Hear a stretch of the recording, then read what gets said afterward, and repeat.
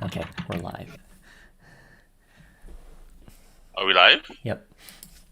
Alright, what's up, YouTube? Welcome to the Audio Discourse podcast. We're back this week with snake oil, and we're gonna discuss stuff that we forgot about last week, and we forgot what we're gonna talk about today as well. So we'll just make stuff up as we go along. Alright, cool. I think we touched on snake oil last week. We had quite a bit of discussions on cables, SD cards, a little bit of software, probably I forgot. So I think this week we'll probably continue on the discussion a little bit, and then we'll work on that as we go along. So I have with me again Anthony, Ken, and also Kira, FC Construct. So welcome everyone. I think the first thing we'll talk about is probably USB cables, since we touched on cables last week quite a bit, but it's actually more on the IEM cables. So now on USB cables. So and I think you were the one that brought this up. So I think you had some experience on this. I don't have any experience, to be honest. You don't have any experience, But you told me about this topic though. I did. Yeah, I can start, I guess, Okay, go ahead. in that case. Well, I mean, USB cables, for portable. Well, I guess I hold the same belief is, if cable is broken, change it, right? Just like the IEM cables. But if you are coming from a desktop setup where your power is dirty and things like that, there are USB cables that actually, split your data and your power to different sources, like So which USB to cable are you give talking power. about? Between the I guess let's say I'm using a desktop. So it's between my desktop and the deck amp, that USB cable. Yeah. So like if your example, if your desktop power is noisy, it will just go to your deck amp, and some folks get a power splitter. It may not be expensive. I mean, of course, they're expensive ish snake oil-ish ones, but I'm talking in general, like USB cables. When they metal, is more like you need to split the power. Because your power source coming from a desktop is noisy.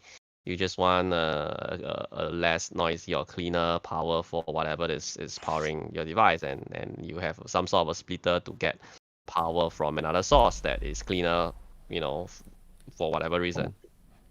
Yeah, so I guess touching on power, I have seen like audiophile grade power cables, power sockets, but not so much really on the USB side. So There's maybe I'm not looking hard enough.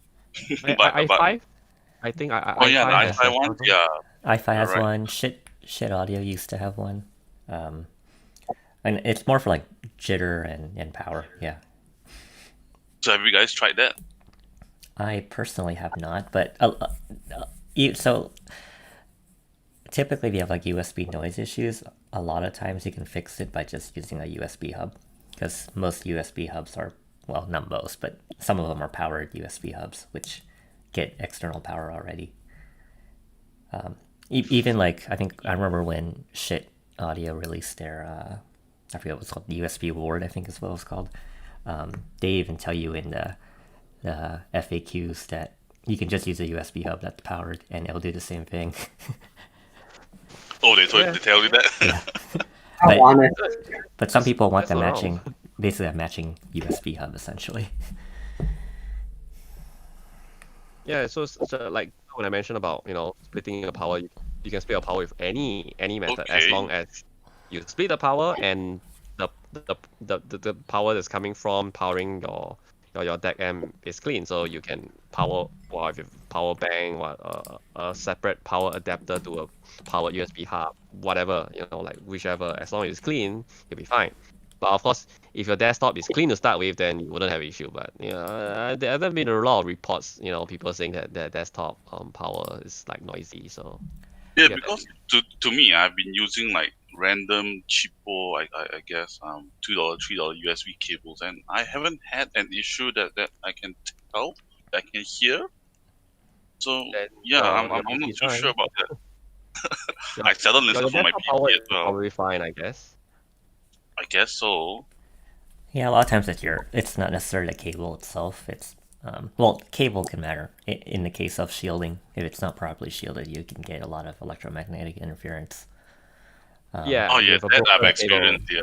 But That's when you have a bad cable that's not even built to specifications, right? yeah, I have had. Yeah. Well, this is not really a cable issue, but okay. So there are some cable issues. So like this is kind of funny, but like the DX160 iBasso DAP, if you use the cable that they sell that comes with it in a box, the USB DAC function won't work, which is kind of funny because I think they sent just a power only USB cable and not a data cable. Okay. But Just for you to charge.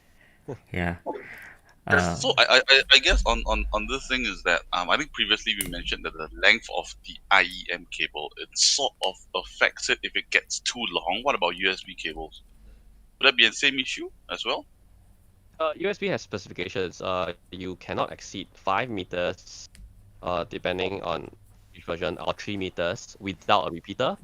And of course, with repeater, you have other issues altogether. Yes, there's a maximum length as specified by the association, USB association specifications, blah blah blah.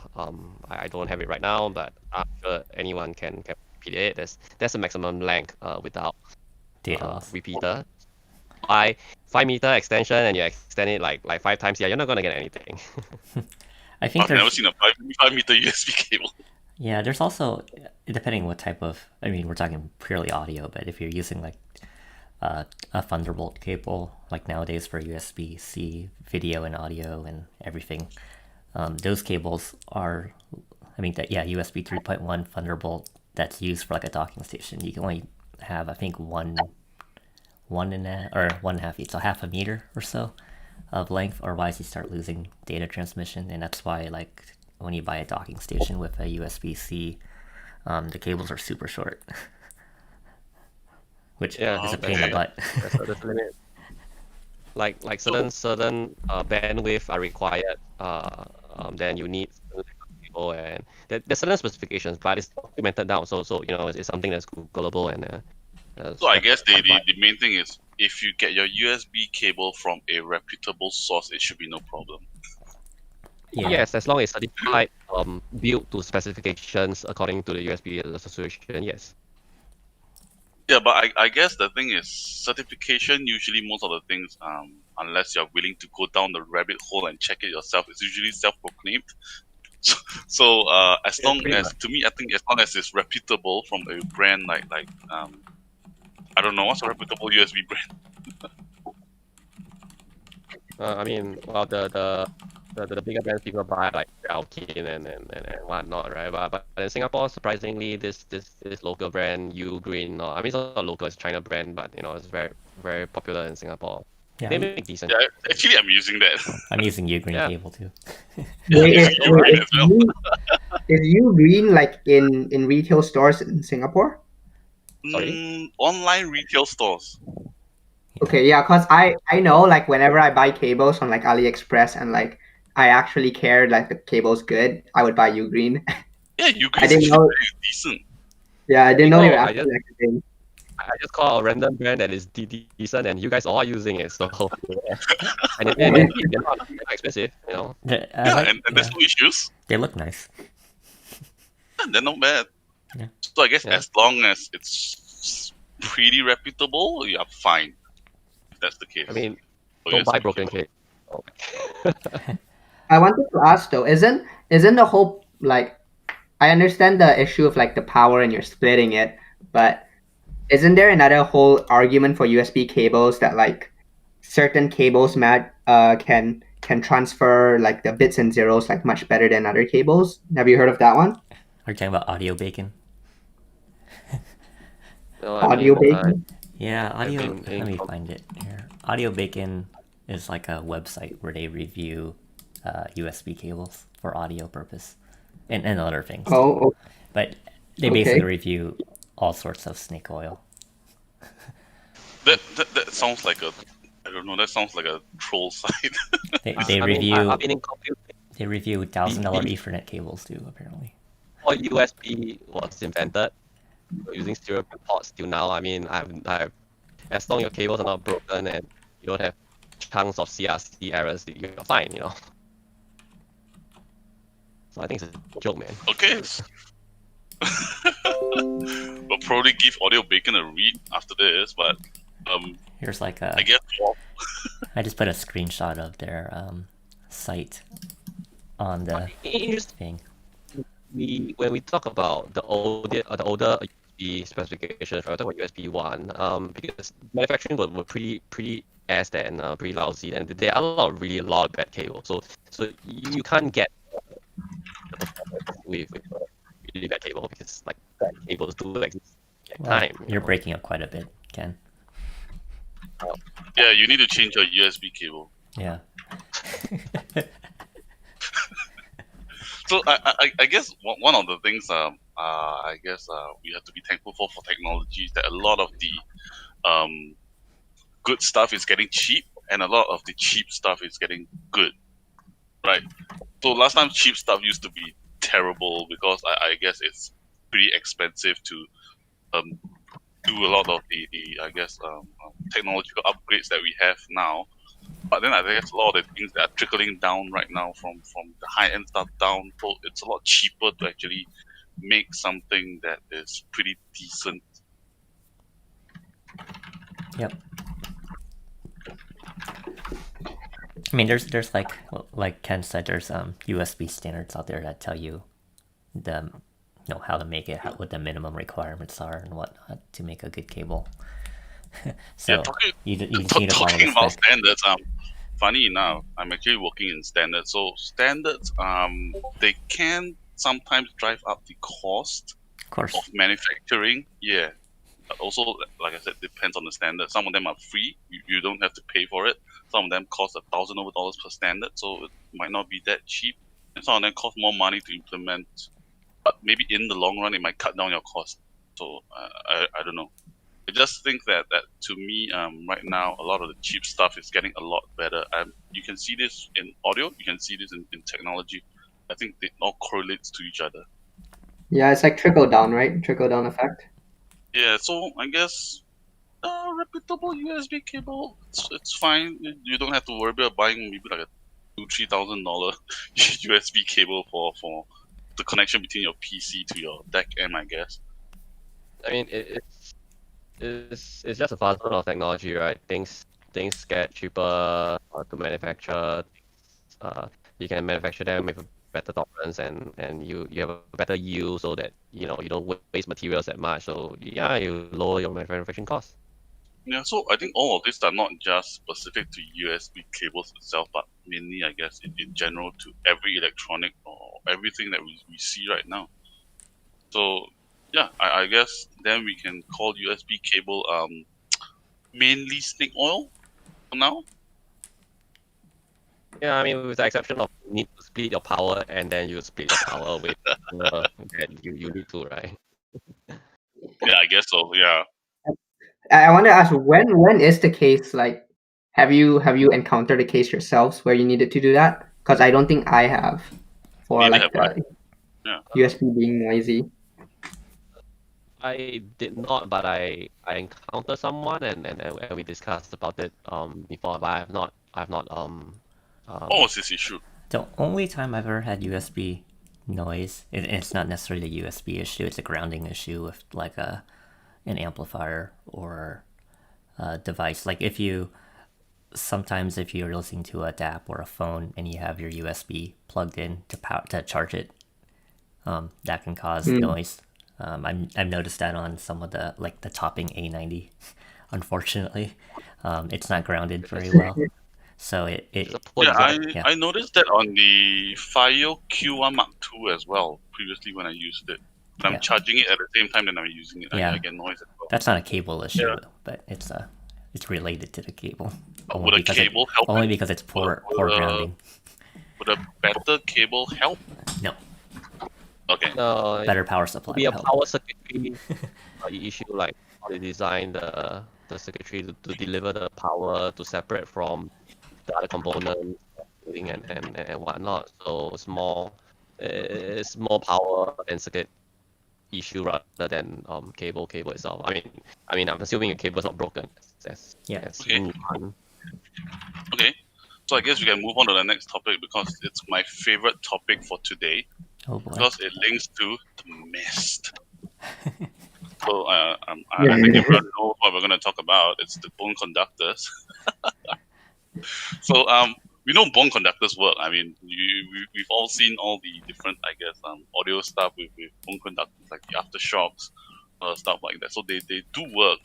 Whether they sound good or not, that's another thing. But we know bone conductors do conduct audio. So having that Hold on, in let's an IEM, I was gonna say let's I guess discuss what we mean by bone conductors. So you mentioned aftershock, right?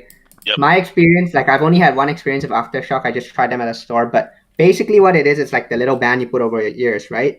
And then it plays music, but the music that it plays is actually like there's like a tiny little speaker that basically goes right next to your ear, and the bone conduction part, quote unquote, is like this piece that like basically bumps against like the back of your ear, I guess, and then it feels like you can feel the bass, quote unquote, but the actual music part of it was really all through these tiny little speakers beside your ear.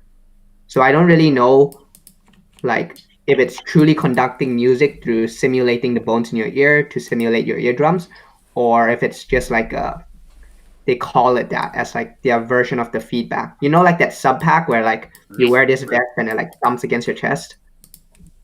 So you're saying that if I take them off, I can actually hear a bit of the music?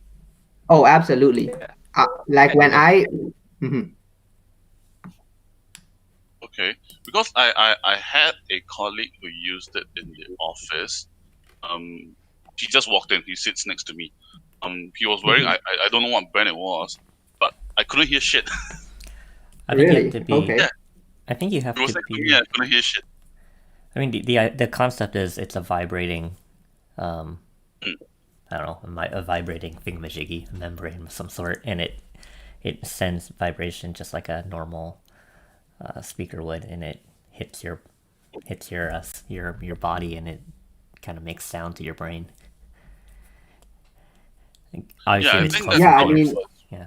The thing is, does it work throughout the whole audio frequency to deliver music? Is it, I don't know, fast enough or even possible to do that with the current bone conduction technology?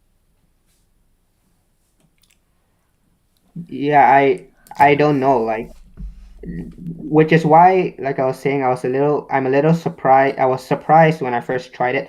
I thought that the technology was basically, you had these little bits that, like Ant was saying, it hits your body, it transmits vibrations through basically your skin, through your like kind of like your inner like bones, I guess, to your ear bones, and your ear bones will like shift and hits your eardrum basically, right? Yep. But when I actually tried it in real life, I found like that wasn't really the case. I found it was mostly just like tiny little speakers beside your ears that play music, and then the actual bone conduction part, it like thumps against your the back of your head. It's not really like bass. It kind of, you just get like this sort of feeling that it's sort of like bass because it like hits your ear, but it's not really. I wouldn't say it's like actually sub bass.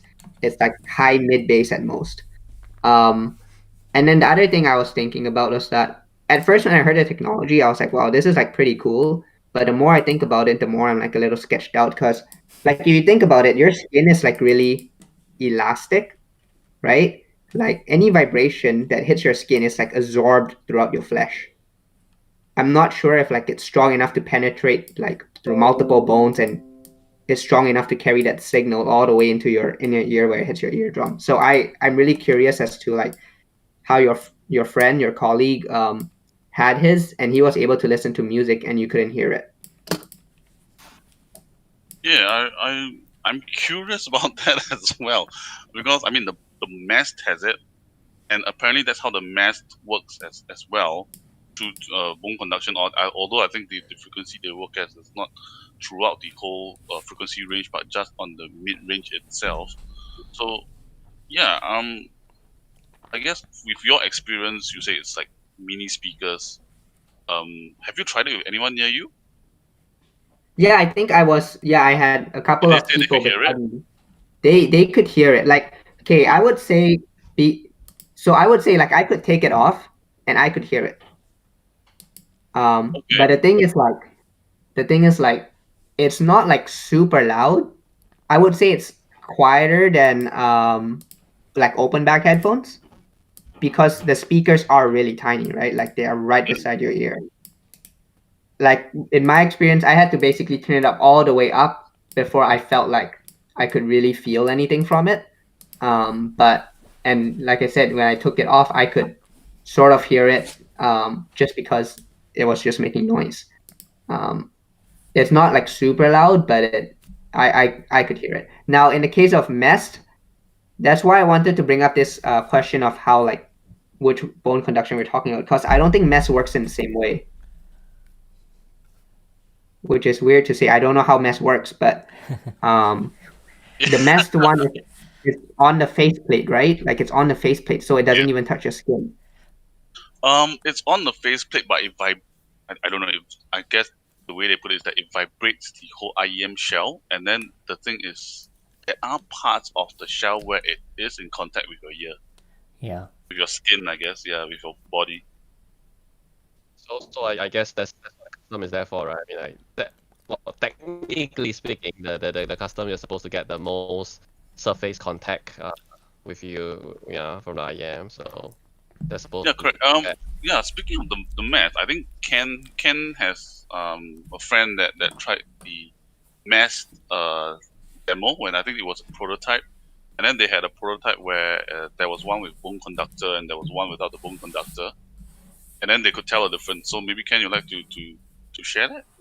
I think most people can't tell the difference actually. I think it was one of the boys went to Japan where one of the Porta Fairs or one of the basically one of the audio show, right, where they display and it's a prototype and etc. So the test was there. He tried it. He thinks it's nice and stuff, but well, it's pretty much not really any difference between the bone conductor and without, and basically folks who they gathered the comments from the show is the same thing. Most people can't. But yeah, I mean the IEM itself is nice. It's the bone conductor doing anything special or not is another thing altogether. Yeah, because when I heard it from him, he said that yeah, maybe a little bit, maybe there's a little bit of difference, but not much. That's the sentiment I got from him when I was talking to him. It's to the point you can tell whether it's special or not, right? Hey, so Kevin. Yeah, that's the thing. So Kevin, you have both the custom and the universal. Can you hear a difference? Yeah. I was just getting to that. All right. Yes, a little bit in the mid range, but that could be because it's between customs and universals, not because of the, I guess the more contact area, because it's customs. Yeah. You know, the part where I guess the between the base and the mid range it gets a little bit warmer. That is Yeah, usually because due to I guess it's a custom fit, not really because the bone conduction has more area you can play with.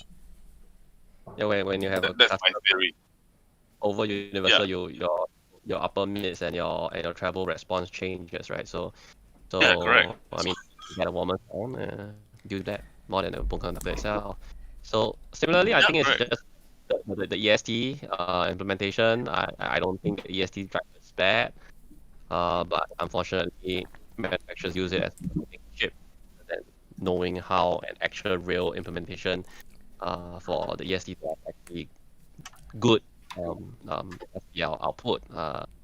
For bone conductor, unfortunately, we can't even measure it exactly. So this is all to quantify. But well, I mean, if the IEM works and it sounds nice, it's good. It's just like there's so many IEMs out there with EST, and the EST output is next to nothing. It's measurable. Oh yeah, speaking of which, I think we all know someone in our channel who likes to tinker with stuff and take apart IEMs. I'm not sure if I should say this, but recently he asked me for UM's contact, so hopefully he gets a mess.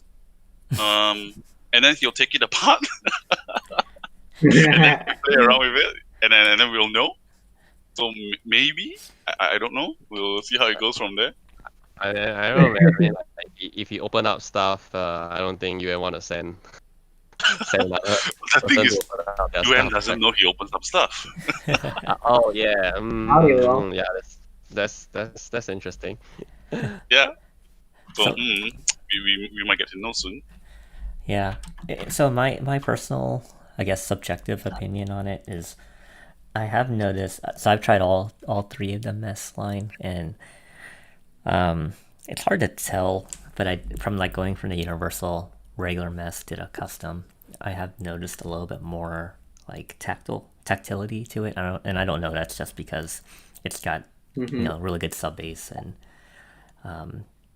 whatnot. But I noticed that I noticed a little bit more vibration in my ear. And the meshed shell, the custom mesh shell, is by far the biggest custom I've had of the 4 customs I own. And I'm assuming they made it bigger just because they want to give you the most surface area for contact.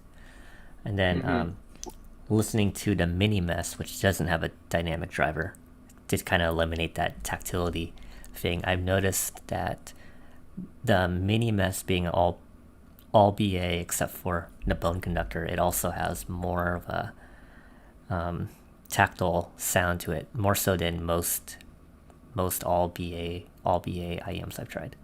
I haven't tried it like side by side with the U12T, but it doesn't work it doesn't work on the bass region though. I'm not necessarily saying it's the bass region. I'm just saying in general I feel more like of a vibrating effect, I guess. Actually, here's an interesting question then. So then, if you measure it, it doesn't. The measurement isn't done on a human interface, right? Like it's obviously done through a tube or something. That means you aren't actually capturing the bone conduction effect. Probably not. We would know. We actually wouldn't know. You know, like, we don't know whether it's being measured and Yeah. not. The thing is like the difference you are experiencing, is it because of the bass from the DD and the custom fit? Well, I'm talking about the mini mesh doesn't have a DD, so that. So like when you say that over the tactile feel over the mini mesh. Yeah, it's hard to say. The other factor is the mini mesh uses 4 vented BAs, which is also unique to the industry. Most of them have maybe 1 vented BA or none, and they're using all 4 vented BAs, which is also unique and probably providing more of a dynamic sound to it too, the dynamic driver type sound. So I really want to try it. It could be a whole bunch of just smoke and mirrors to make it sound like the bone conductor is doing something. But why do you want to try rubbish though? Is the mini mesh bad? I like it. To me, it is. I don't like it. Oh, I don't know. I want to. I'm a big fan of like unique technology. I feel like I don't know. I feel like Then why At haven't some you tried point- the mask? Have you tried the mask? no, I haven't, Yeah. So why haven't you tried the mask? because I don't have one available around me right now. I need to get my hands on one somehow.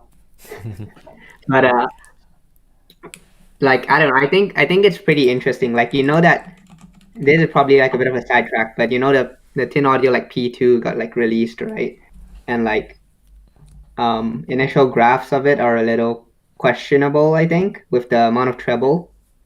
Mhm. But I'm kind of interested in listening to it just because of like how questionable it is. That's just my opinion. And has listened to it, right? Yeah, I got the P2 yesterday. How is it? Better than the P1, but But is it good? no. I mean, it's fine. It's just not. I think we're going off a little tangent, but I think I didn't know the price when I first listened to it, and I would probably have thought it would been in the same price range as most of the other tin products, like more like the P1 price range, but it's like double that price. I think it's a T2 pricing, man. Like I'll take the T2 over it. Like T2 wasn't offensive. It's not wow, but it's not offensive. This is offensive. No. I don't know. The P1 was pretty polarizing. Some people loved it. Some people hated it. It's not a very good. It's good for a plane or IEM, but that bar is super low. I'm not saying that the iSign series and i4 are bad. I mean, those are fantastic, but they required a separate EQ module. And they're huge. Yeah, so those are fantastic IEMs if you used a EQ module or EQ on it. But if the whole idea about planar, the whole idea about planar is that they're low distortion and it usually comes with a garbage tuning and you EQ all the way you want, right? Yeah, for IEMs, the headphone world's a little different, obviously, but. The IEM tunings are less than stellar. So if you compare it to like out of the box no EQ planar, then the P1 is pretty good. But that's a low bar, like a super low bar, and I own a custom. Well, then again, if you're on the subject that like just EQ everything, and I think there are a lot of cheap, God knows what, planar from China and AliExpress and Taobao, where all the G5 servers are raving about how great they are to EQ, and they are a fraction of the price of P2. So there you go. You can get an iSign for cheaper than a P2. iSign 20 even. Yeah. But of course that is huge, right? So like it's not. Yeah, man, you put it in your ears, you look like TIE fighters. Yep. I will sell my unique Melody ME1 custom for less than the P2 if anyone out there is interested. Hey, it's no not shit. because they're open, right? So you can't really use them outdoors properly. But they're great. Like to be used as like some of the boys they have it and they use it for like what? Planars. Yeah, don't planars I guess work better when they're open? That's the thing. The P1 and the P2 they aren't, right? They're closed, right? If I'm not wrong. Yeah, I guess which is why the tuning is so hard, right? CL2 is actually the RHA CL2 is also closed. Actually, it wasn't tuned. They purposely tuned it bad, but I think they could have made it better. Why? Why did they tune it bad? RHA in general have a very interesting tuning methodology. Everything they like to have the presence region, like the 3 to 6K region. They like it super emphasized. Well, I guess that's just that tuning. That doesn't mean they purposely tuned it bad. No, they said in their maybe it's just their deficiency and they're saying that they tuned it purposely like that, but they basically said on HeadFi that they purposely tuned it that way. Because otherwise, they truly believe in that tuning and all that. They truly believe in that tuning, really. Yeah, and all their other products are like that too. So it's not like. Yeah. It's their house sound. You gotta love their house sound. It's their house sound. Doesn't mean that they purposely tune it bad. Like, I'm gonna tune this so that it sounds like shit. Well, when I say tune it bad, to me it's bad. to them, it doesn't sound bad, right? That's the thing. They think that's the way that it should sound, like earphones should sound. So that's why they tune it that way. Yeah. Yeah. Okay. I guess we're digressing too much. So back to bone conductors. Do they work? Yes. Well, yes. To a certain extent. Yes, to a bone. If you're buying aftershocks or these Bose sunglasses, yeah, they do work. Oh yeah, the Bose sunglasses. Yeah. Yeah. I heard about those. Those are like what? Wait, 200 are those bone conductors? I thought they were tiny speakers. Oh, they're bone conductors. They're bone conductors, I think. Okay. But once again, the only time I think I've tried them, they're basically speakers for me.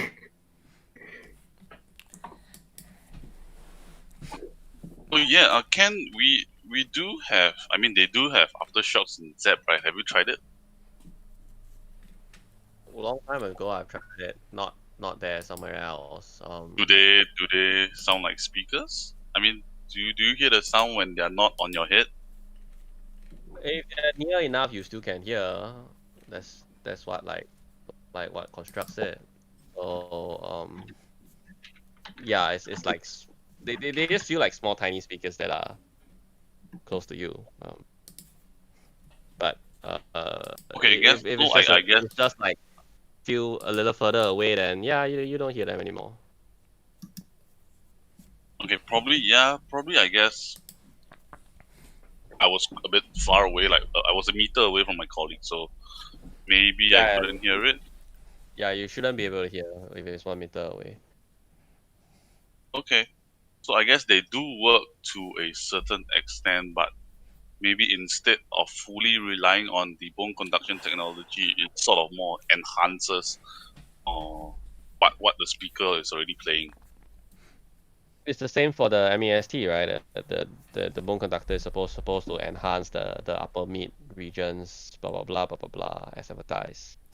Okay, so I guess we can say that it works in complementing what is already existing, but it does not work, I guess, in fully playing the whole frequency range.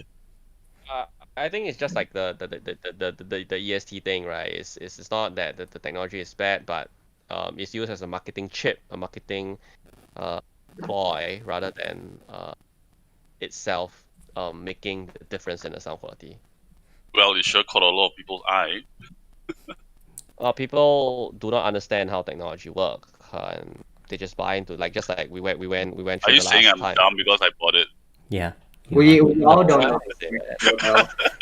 But as in no. What I'm saying is just like people believe that if you have EST in, that you have a lot of trouble. We went through that the last podcast. So similarly, if they do not understand and they do not know, and there's no way no way to find out. Yeah, I mean, if I'm not in this hobby, I'll be like, oh wow, this is cool. And as a consumer, if I walk to the store, oh, this is cool, and I'll just believe it. I'll be just the same, just like anyone else. Hey, Yeah. I'm in this hobby and I bought it because it has a bone conductor. Yeah.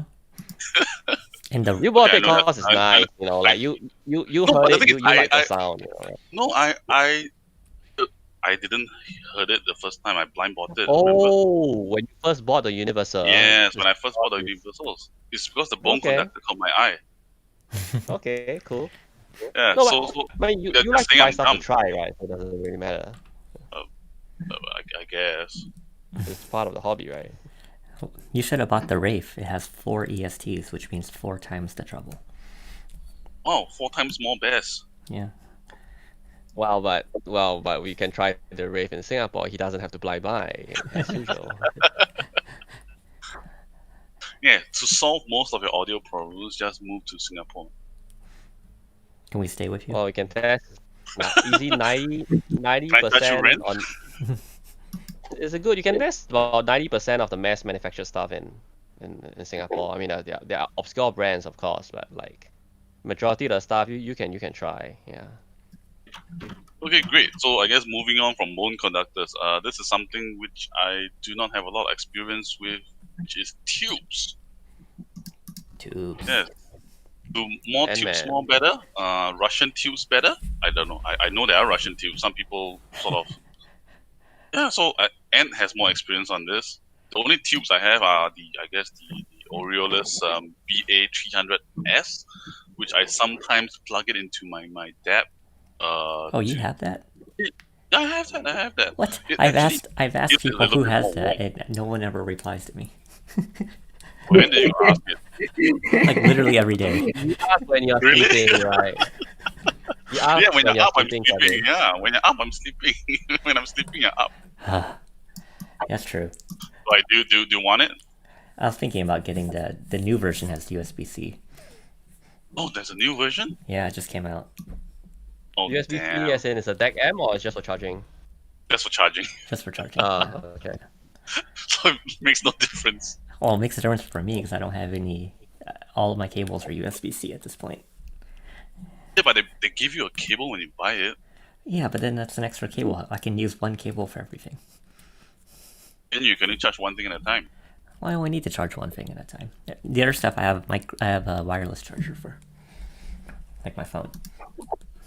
Get an adapter then. No, this is too much stuff now. This is snake oil for reals.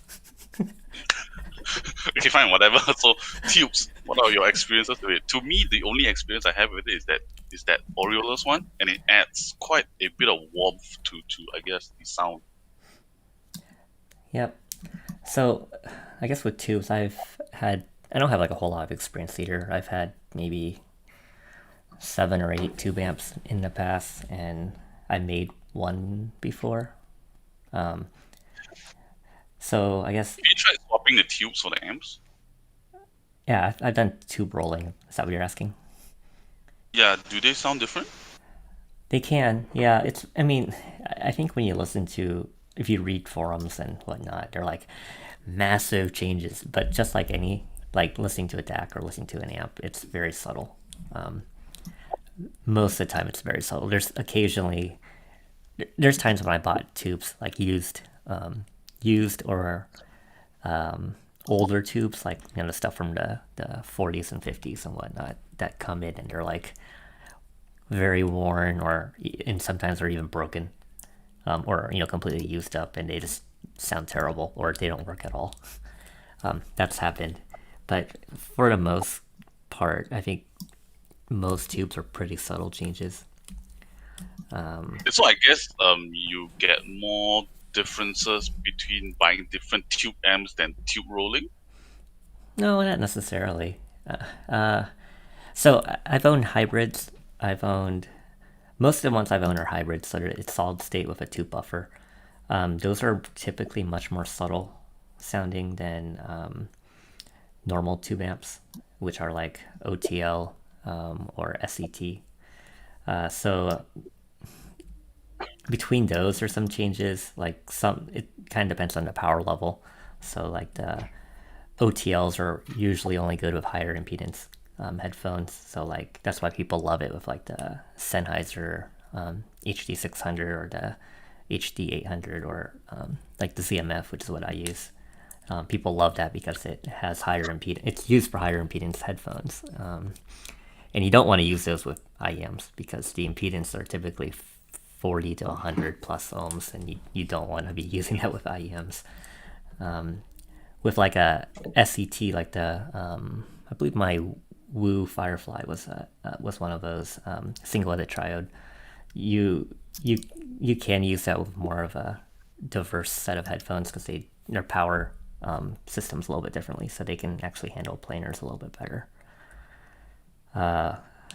And then there's hybrids, which are typically solid state for the most part, so they work with pretty much anything because they're typically linear and low impedance, and then they add a buffer to kind of give you that tube-ish sound, which is mostly just distorting your harmonics.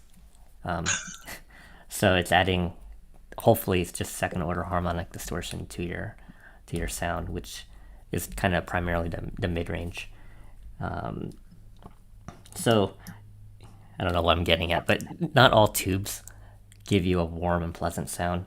Some tube amps are the complete opposite. So I think people who think getting a tube amp is going to give you like this warm, intimate, gooey sound, but that's not always the case. A prime example is the Mastrop Cavani tube hybrid. Super popular tube amp. It's like $199. That one, to me, gives you a completely different sound. It's like a brighter, wider soundstage. Doesn't work well with a lot of. I was expecting it to work well with like the Focal LX, but it basically did the complete opposite of what I wanted to do and made it way worse. And so like for me that would work really well with like the HD6XX, which I think is what they marketed it as, but most people probably aren't for whatever reason, people want the HD600 series to sound more warm and gooey, but I think it's already warm and gooey too much. Yeah, Wait, I'm It's not warm Yeah. enough. Yeah.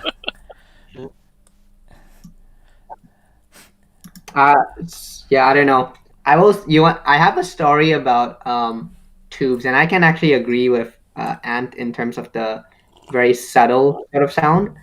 I've only really tried like a tube once, and this was back when like I was sort of just starting out. I was at a shop actually in Malaysia, and I think it was Star Pickers. So if anybody from Star Pickers is listening to this, you might have been there when this happened. But I listened to a bunch of different apps, like I think the Sony Walkmans, and specifically I think it's the Kayin N6 II. Correct me if I'm wrong here, but that one has like a little tube, right? No, you're talking about the N8? K and N8. Yeah, should be Oh, N8. yeah, N8, yeah, N8, yeah, that's right. So yeah, I was like trying to like figure out like are there really sound differences and stuff between that and like something more standard like the Sony one. And I was actually a bit surprised that I preferred the N8 just a little bit. I felt like I don't know, like Anne said, it's a little subtle, but I did feel it was a bit more harmonious in the sound, and I quite liked it. Anyway, so when it was time for me to go, though, I was going to like hand it back to the people at the shop, and then like it slid out of the case and like crashed on the tile floor. Oh. Yeah, it was pretty brutal. Like as soon as like that happened, like everyone in the shop just like froze, and everybody like, collectively was like, "Oof." Thankfully, it didn't break or anything, but like I felt like my heart was like stopping, and I'm like, "Yep, time to go." That's a $4,000 tab, by the way. Yeah. There's no And dead you on the track. dropped it? Oh my gosh. Well, Yeah, there's It no didn't dead? work, but yeah, that was scary. I mean, the thing is like 10 pounds, and Well, like, the case for it was like this leather case, but it doesn't have any like thing that actually grips around it, right? It just like slides in and out. yeah, So like if you're not holding it properly, you just like slides yeah. right out of there. I do remember Oh, it holding doesn't have the top part, is it? Yeah. Oh, it I doesn't. hate those It's leather a pieces. yeah. It's a little bit of a loose fit, from Mhm. what I remember. Oh, you got What real lucky producers there, were man. you testing with? What was that? What transducers were you testing with? Oh, I was just using I think I was testing if like Z1R QDC. It wasn't the VX. I think it was 8SH. I think it was 8SH. Yeah. Okay. Because I think if you have something that is warm to start with, and then maybe and it wasn't a good pairing, I guess. Like I didn't Well, I really like also it, but oh yeah, I guess if you have a leaner or Mhm. leaner yeah, I think that will work well. Yeah, but I think you're onto something there, because most of my IEMs, they're not warm. I think you know my sound signature quite well. I don't really like warm IEMs. I like clean, clinical, sterile IEMs. So sometimes adding a tube just adds that little bit of difference, a bit of musicality and warmth to it that I guess depends on my mood, that sometimes I like. So Mhm. yeah, so I am pretty interested in tubes. I've considered the N8, but that's freaking expensive. Then they have the new one, which is the N3 Pro as well. Yeah. Yeah. Yeah, I was super interested in that. I was gonna buy it, but then I realized it does not have Android, so I can't play I my will I will say though, like while I like kind of enjoyed my time with it, I would definitely not buy it. $4,000 is like way too much for the amount of like improvement it brings, and also I'm not gonna like carry around a big DAP everywhere. So You can just buy a separate tube amp. yeah. So the K and N8 is kind of unique. It uses a Korg new tube, I believe, which okay. Korg, you can buy a Korg portable tube amp that they sell using the same tube. Oh. That's Oh. $300 or something like that. It's not too expensive, and it's a portable tube amp. Oh. Yeah, Pretty or you can make your own. There's like some tutorials and Mouser product lists which you can look up to buy to make your own. Yeah. Making your own is for poor people, though. There's some really And expensive tube amps out there that are DIY, man. That's not nice. That's not nice, Kevin. Fine, I can just pay someone to make it for me.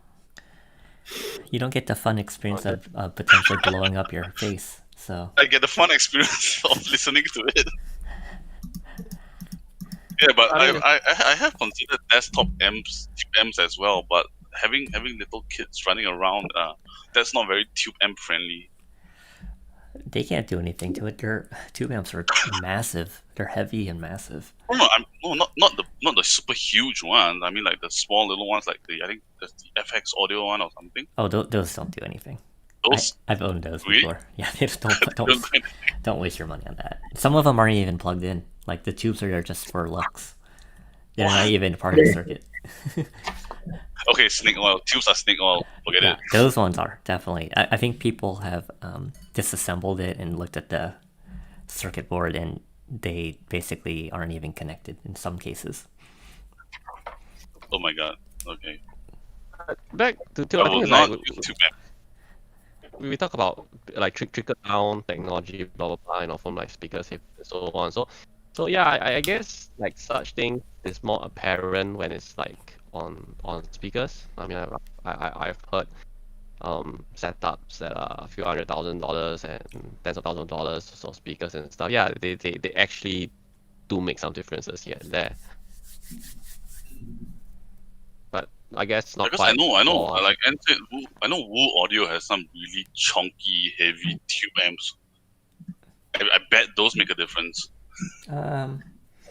Yeah, it depends.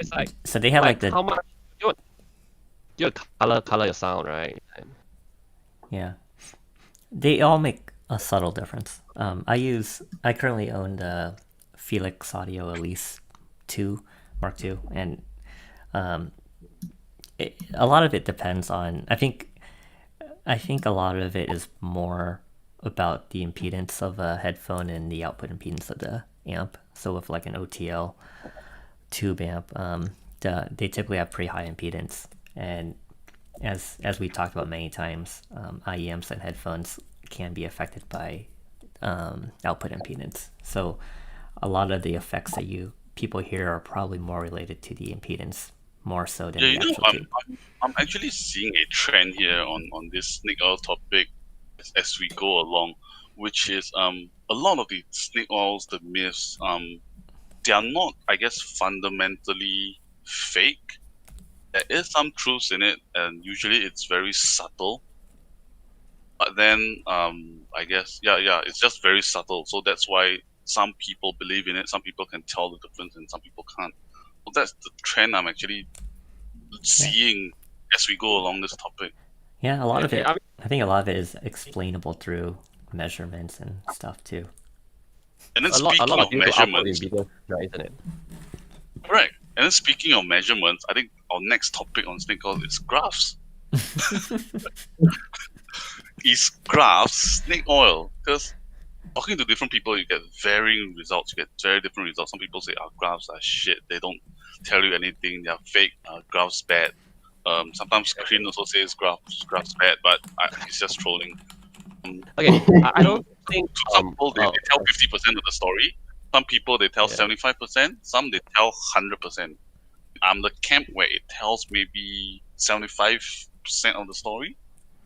I don't think That's you to can me quantify personally. exactly in percentage, right? Because that simple graph is just FR, it's Correct, just but to me it tells I won't say half the story. I would say slightly more than half the story.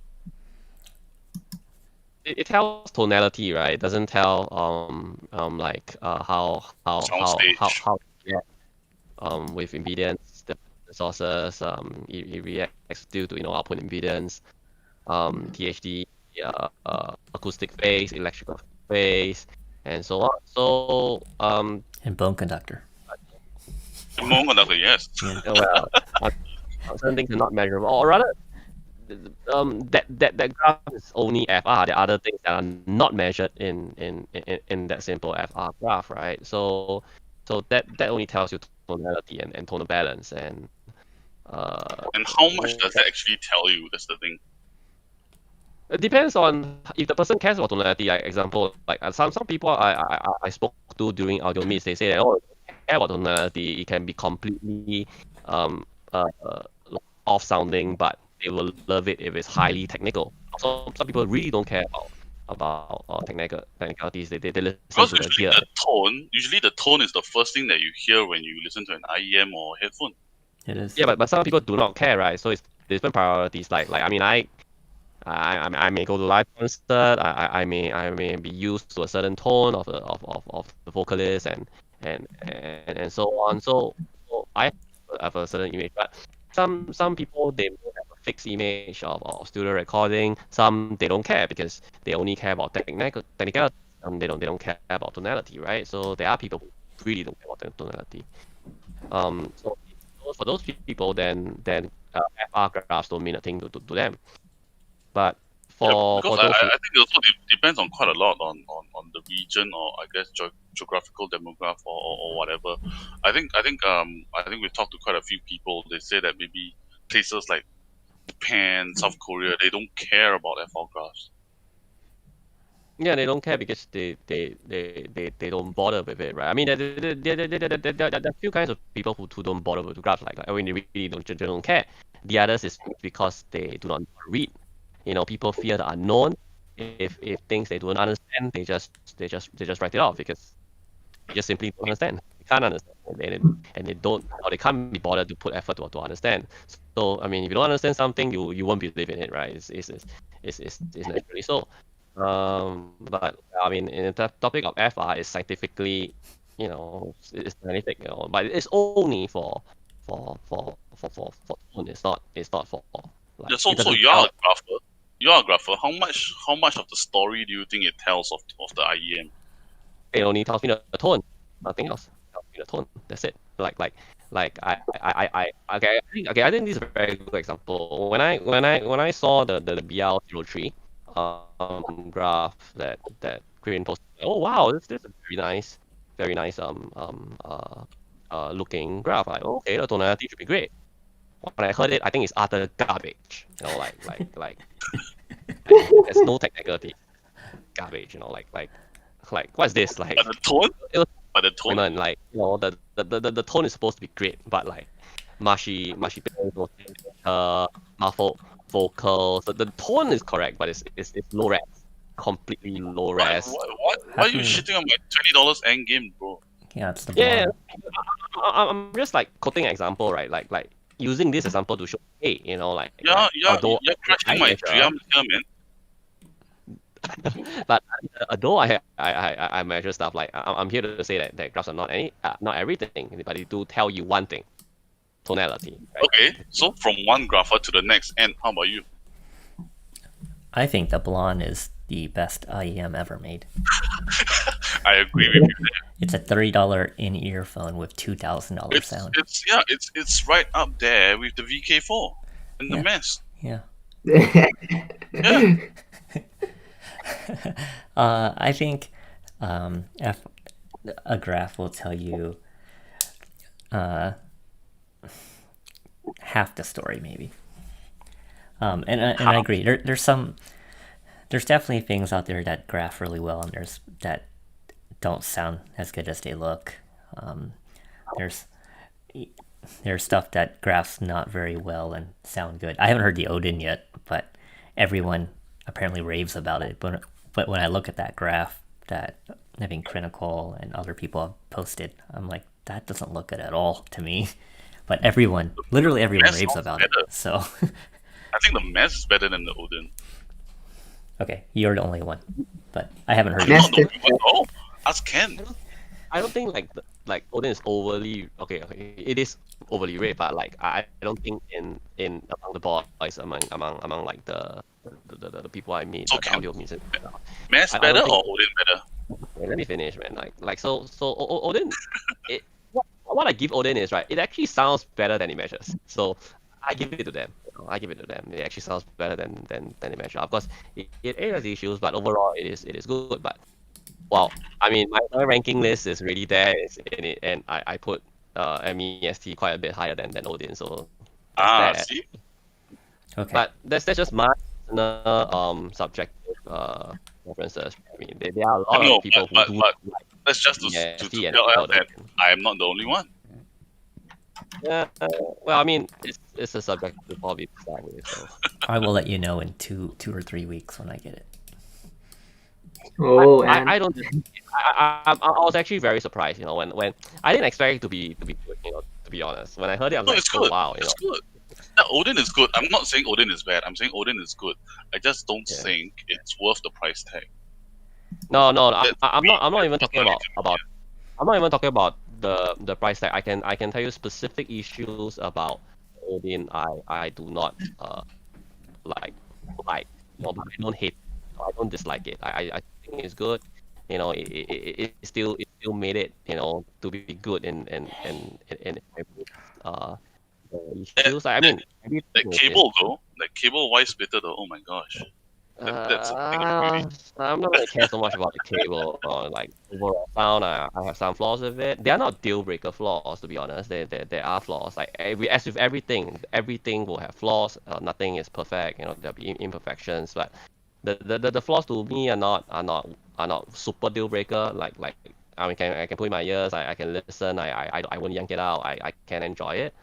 I think it's good, but is it something that check all my boxes? No, but someone else, yeah, maybe. It's actually my favorite Empire years to date. That's a low Yeah, bar, yeah, right? you can say that. Yeah, it is. It is. Not wrong. So It's Odin like is so that's Odin why. is not snake oil. No, that's why I was surprised when I first heard it. I'm like, oh wow, Empire's made this awesome good job. Like, Guys, it's snake pat oil. on the back. I think they really made it well. Like, good job, really. I was happy for them. When I first heard it.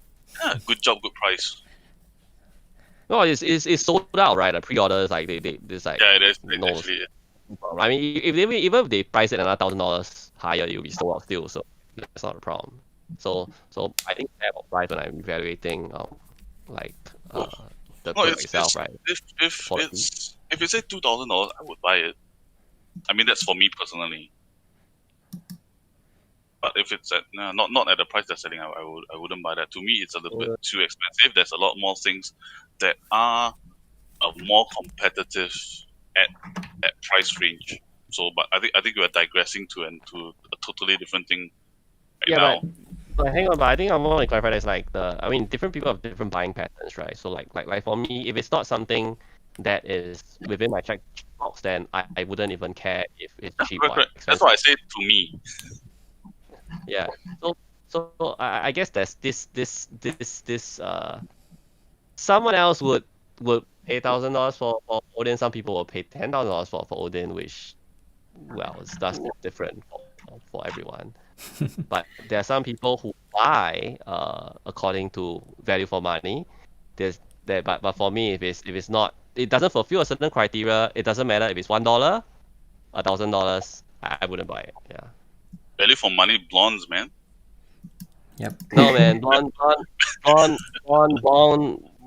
pisses me off so bad. Like, no, I wouldn't buy it. But With you- my is it PK4. Have you tried someone the else can purple buy version? it? Yes. Have you tried the purple version yet? That's the ultimate blonde. I can't remember. I don't. Blonde I can't purple. remember. So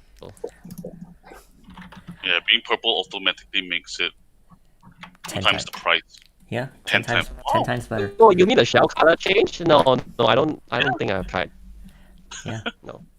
Yeah, it Okay, makes a so difference. I guess we can maybe go back to construct. What about you? Graphs. Yeah, so when I look at graphs, I used to like, I don't know, I used to be very much, I look at a graph and oh, this is kind of like for sure this is how it sounds like. But like after listening to more and more in-ears, I'm more on the train where my train of thought now is I see like I look at different parts of the graph, not really as a whole so much, and I try to see like I find trends in it.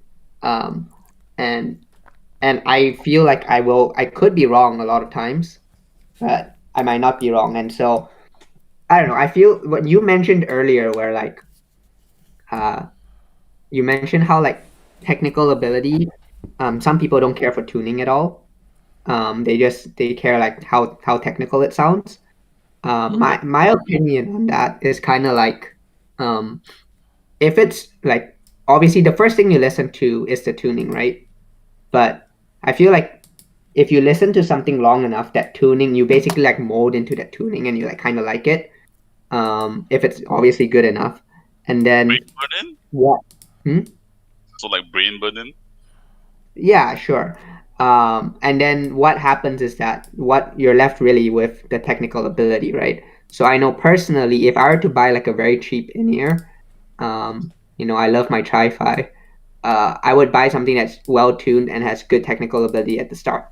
But if I were to buy something like expensive, I want to really make sure that what I pay for is not a tuning, but what I pay for really is the technical ability. Obviously, if you can get the Go on, sorry. Go on. Oh, I was gonna say, obviously, if you can get both at once, like then you have the best of both worlds, right? But like for myself, I know that my current like the IEM I'm pretty happy sort of with right now is the Sony EX1000. From a technical perspective, like resolution, it's not that great anymore comparison to a lot of other things on the market. There's like zero isolation, but it still has a very unique sound. The tuning isn't great on it, but I can sort of EQ that away personally, or I can get used to the sound. And what I like from it is like, has some pretty unique properties, like the way it stages, the way it images, that sort of thing. But I know that if I were to buy a next IEM from that, I would probably want to really I care a lot about resolution, and so the next IEM I'm gonna get, I hope will have very high resolution. Yeah, I guess I can kind of see where you're coming from, because resolution technicalities, there's no way to fix that. If it's there, if it has it, it has it. If it doesn't, it doesn't. But EQ, I guess, tone wise, sound. I guess that one is a bit different. You can sort of EQ it to fix it to your liking, sort of.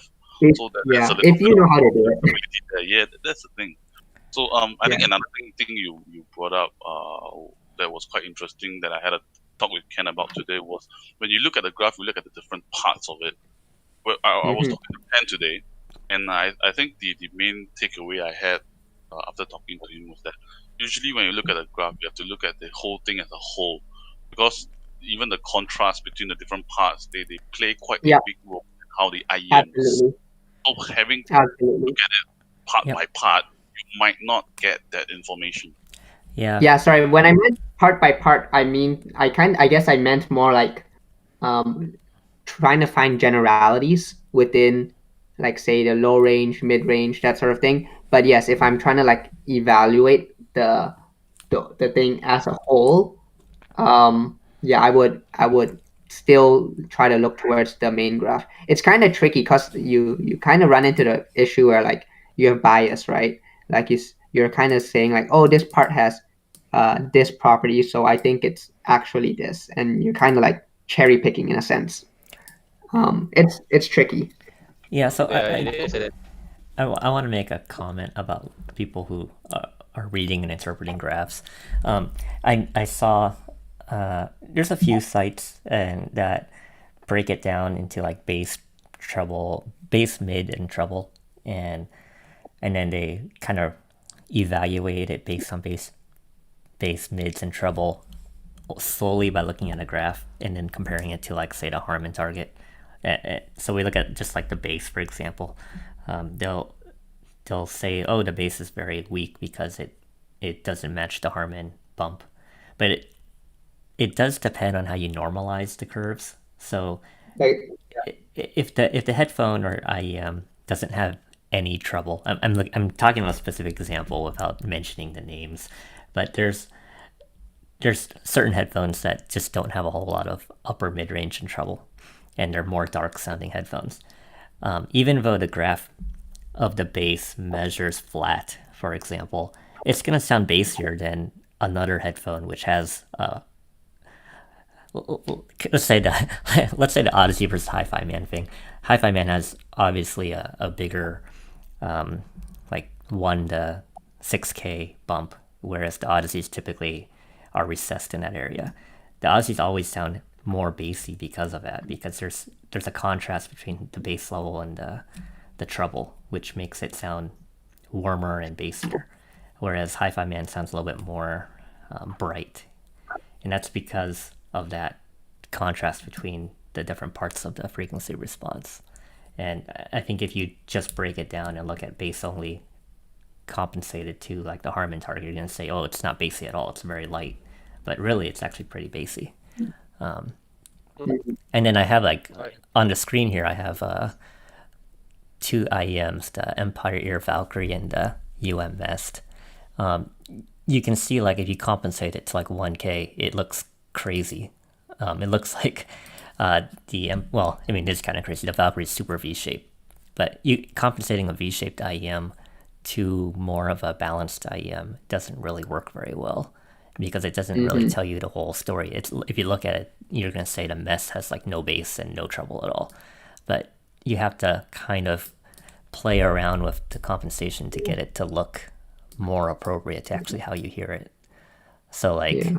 Well, I would say like that's because like I guess when you graph at like a certain volume, right? But like what you're doing now here is like you're actually shifting it to what realistically you would truly listen to. yep, exactly. You don't, Normalization, right? yeah. Yeah, and people I think misinterpret it sometimes. Like they'll look at compensate to 1K. That means look, the Valkyrie has mid range that's up compared or similar mid range to the Mess, but really it's super recessed. If you compensate it correctly or more at least more accurately, you'll see that the mid range is super dipped. Yeah. So I mean, my actually don't really normalize at 1K unless they're very similar signature. If they're very different, then I have to normalize at like 400 hertz or 2 kilohertz, depending on the type of IEM, right? Yep. And then go from there. So I think Construct was saying like he looks at as a whole, but he also look at specific areas. I think he wants to compare two similar IEMs, but what are the differences? Am I interpreting what you said correctly? Yeah, like I guess I guess that's basically how I approach it. Like I like to think of graphs in terms of actually more so the instruments that they represent. Like certain instruments play, in certain areas, right? So I like to think of it like how will a dip in like the 3K region affect certain instruments. So obviously vocals will be affected. Your electric guitar will be affected. Your acoustic guitar will be affected a bit more. Will be affected a bit, but not as much necessarily. Your bass wouldn't be affected that much either. Your kick drum wouldn't be affected. So I like to think of it in that manner. But yes, if I'm evaluating as a whole, if I were to say, is this like a balanced in ear? Is this a bright or is this a dark thing? Then that's where I look at the whole graph. Yeah. So I mean, I think just now when I met Kevin as well, he asked, like, hey, what does this frequency mean? Like, what instruments? And I showed him that. He said, oh wow, so like each instrument actually has a wide range of fundamental and a wide range of harmonics, and depending on instrument, the harmonics could be more than the fundamentals and vice versa, right? Mm-hmm. Yeah. So it's just So more. I guess to me, graphs is sort of like I'm buying food. It's like the flavor description on the box that tells me what I should expect. But then how exactly it tastes, it might be different. You could say it's sweet, but what kind of sweet? Apple sweet? Artificial bubblegum sweet? I don't know. Yeah. It's like the box of ice cream, right? Like you say chocolate, right? But what type of chocolate you wouldn't know. What type of strawberry you wouldn't know, and like would the strawberry be with a tin of sourness, or it's just pure artificial sugar and Yeah, exactly. So to me, it gives a hint of what I should expect, but not the whole story. Yeah, I like that. Yeah. Okay, I great. like that. So I guess But we are done with Snake Oil, unless Construct. anyone has any other comments. Construct has something, right? Oh, I was just gonna say, this I don't think we should really like discuss this too far further, but I will say that like pretty much, or at least not. Maybe I'm generalizing here, but of the big name like audio engineers, quote unquote, like Sean Olive or whatever, they believe in graphs extremely strongly.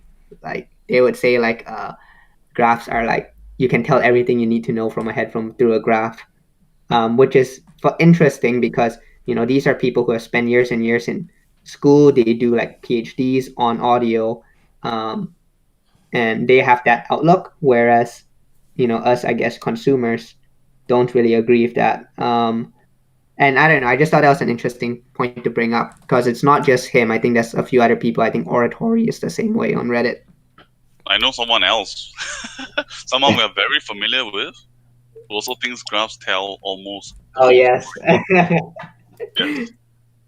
So I mean, I don't think he's wrong. That's the thing. I don't think I'm wrong as well. I think we're both right. I don't know who are you talking So- about though. Maybe you can tell me after the podcast. I guess Say it. what Construct said about people believing whether ground 100%, it's really how they listen and how they perceive music to be. Like I mentioned just now that hey, I went to audio meets and some people tell me I don't care about tonality as long as it's technical. I want my soundstage. I want this. I want that. And so on. But there are people who care about tonality.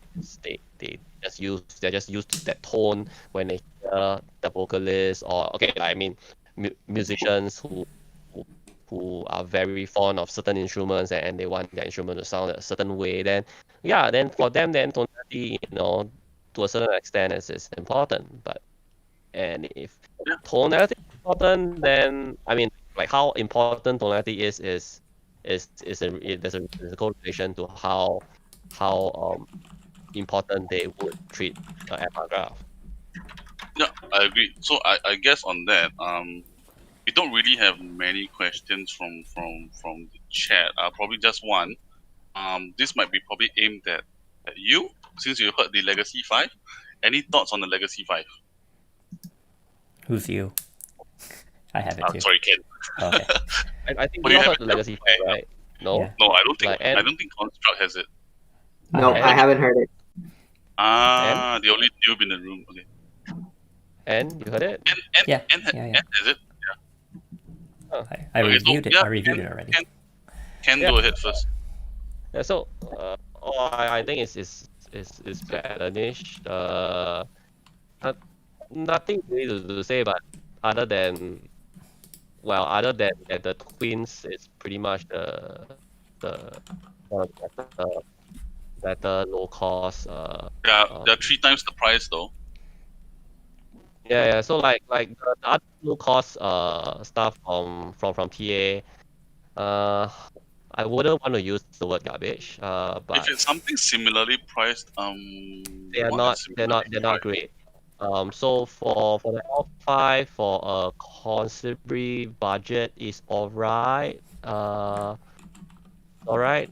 If you like that tuning, the technicalities are not very poor. They're not great either. It's okay. Yeah. Okay, what I- about I- Ant? I can enjoy a few songs with it. Surprisingly, I can beat it. Yeah. So for me, I wrote a review on it earlier this week. Posted the link in the chat. But Just give us a TLDR. I am trying to become a marketing person here. click the like and hit the bell.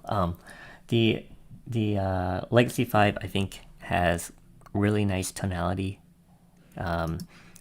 This is actually a good example of like tonality or FR curve, like not necessarily saying the whole story, but I think the tonality is really good. It's a little bit of a warmer, darker sound, but I do not like how the dynamic driver / low end bass sound. It's really smeared and I don't know.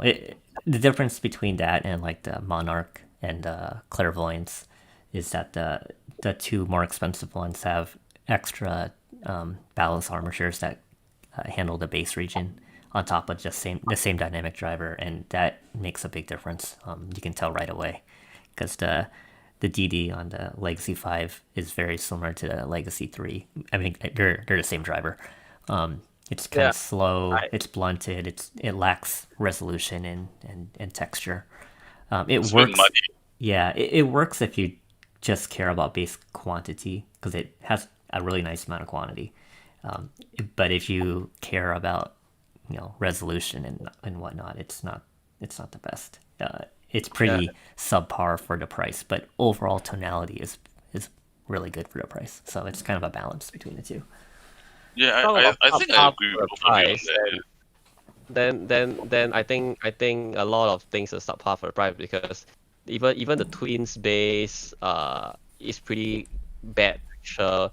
You can get a FDO1 or FDX1 for mesh drop, and it's way better texture, right? So I think looking at a whole, as much as I don't think is wow, it's like if you want to pay for a hybrid, you do not want a DD, but you want to have a hybrid just because of a DD, but you're not you don't actually know and can tell the difference between a good DD base or bad DD base, then that price is okay. Yeah.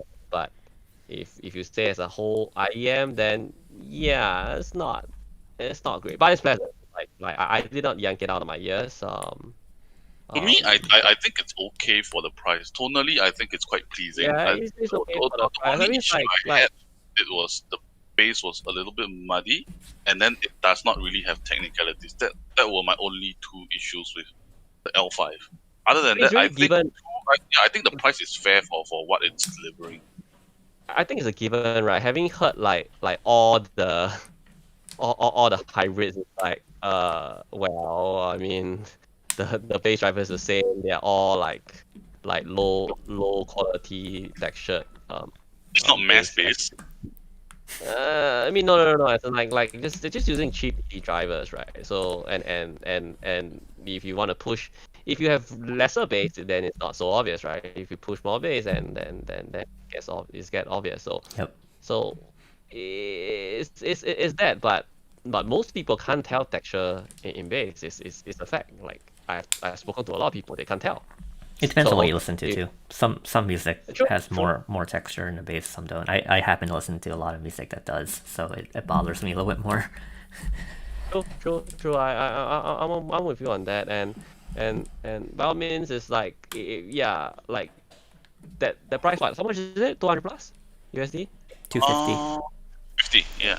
250. Yeah, I would easily take a FDX one. Which I think is way better. But for the Chi-Fi loving folks who want a hybrid, they can't tell the base structure difference. I think it's a good tuning. Yeah. Because I think some people prefer quantity over quality as well, like you said, because they can't tell the difference. Yeah. I mean, it's a fact. Like most people actually can't tell. Like I spoke to them, they don't think it's a problem. I'm like, okay, like then good, go for it. It's hard to tell if you never really heard like Something better. anything Yeah, like it's true. really Yeah. stand out though. You won't Like know until you heard something else that's better. I wouldn't Yeah. even say like better. I would say like it has to be outstanding, so you can see like, oh, there's actually a difference. Like I know personally, I'm like really spoiled because I feel like I have the EX1000, and that is a very good dynamic. That's a very good dynamic driver in my opinion. Like it's very textured, and so because I heard that, I can tell, oh, this is what texture like really sounds like, right? And so everything else I hear, I can be, oh, it doesn't have that. But if you never have that experience of something like truly great, you don't like if something's just a little bit better than something else, it's like hard to tell if there's really a difference, right? Yeah, correct. So I think that brings us to a I point agree. where sometimes when I talk to people, they tell me, because when you talk to people, usually they tell you what they're listening to now, or what are they upgrading from, and stuff like that. And then I think the market for this is aiming at people. Of course, it's not for someone like us who have listened to few kilobuck stuff that we know what the best sounds like.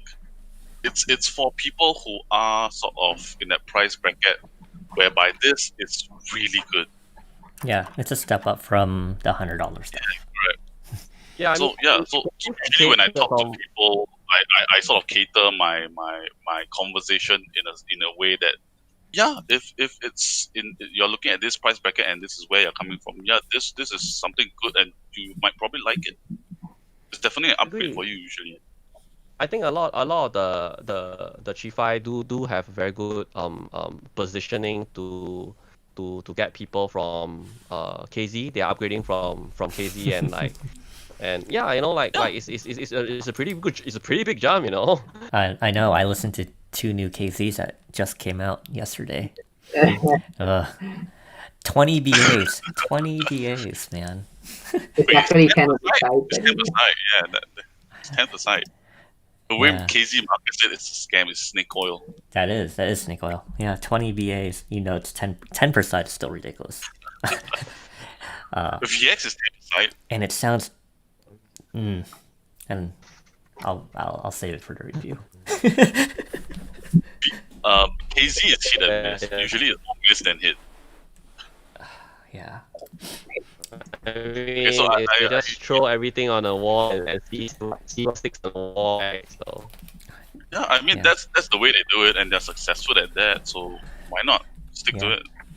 it? They're so they sent me a 5 BA and a 10 BA, or a market as 10 BA and a 20 BA. The one with less drivers sounds. They basically have the same FR, but the one with less Yeah. drivers sounds better than the one with more drivers.